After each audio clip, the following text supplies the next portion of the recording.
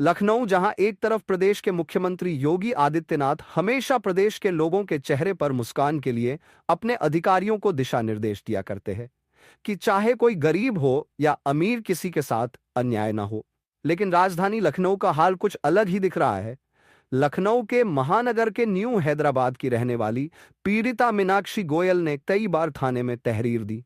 उसके बावजूद भी थाने की पुलिस ने पीड़िता की कोई सुनवाई नहीं करी है, जिसके चलते पीड़िता ने आज अपने ऊपर हो रहे अत्याचार की कहानी मीडिया से बयां कर प्रदेश के मुख्यमंत्री से न्याय की गुहार लगाई है।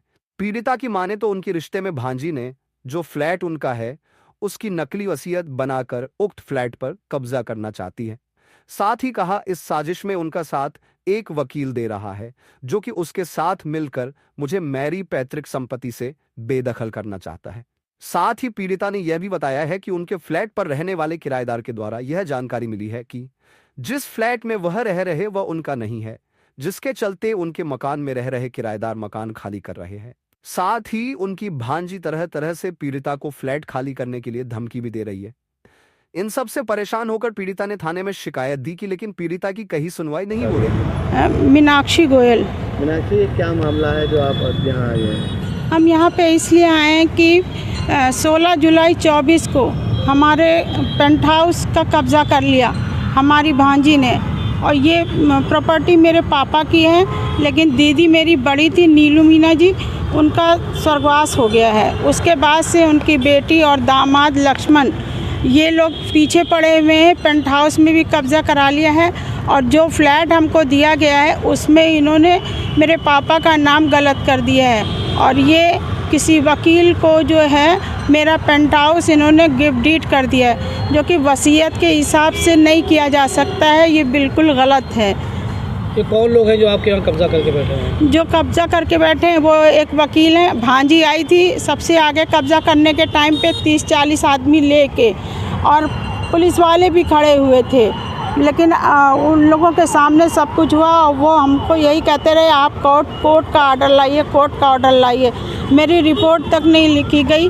फिर हम गोमती नगर में जब गए हैं, वहाँ पे एक अधिकारी से मिले हैं, तो उन्होंने जब फ़ोन किया है और उन्होंने वो FIR वगैरह कही है, तब इन लोगों ने हमें दी है वो करके, और आज तक उस पर कोई कार्रवाई नहीं हुई है।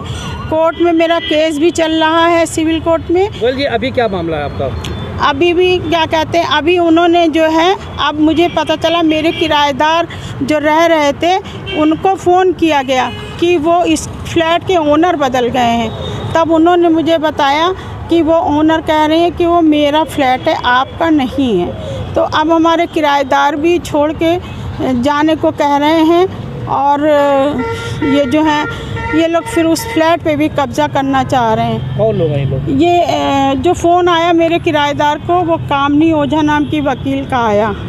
और एक जो आपका मामला है कोर्ट में किस बात का? सिविल कोर्ट में हमने किया था, रीट दायर की है जी। तो उसके बाद इन लोग उस पेंट हाउस का कोर्ट केस चलते हुए इन लोगों ने कब्ज़ा किया है। यानी आप क्या चाहती हैं? हम इंसाफ चाहते हैं, जो मेरे साथ नहीं हो रहा है।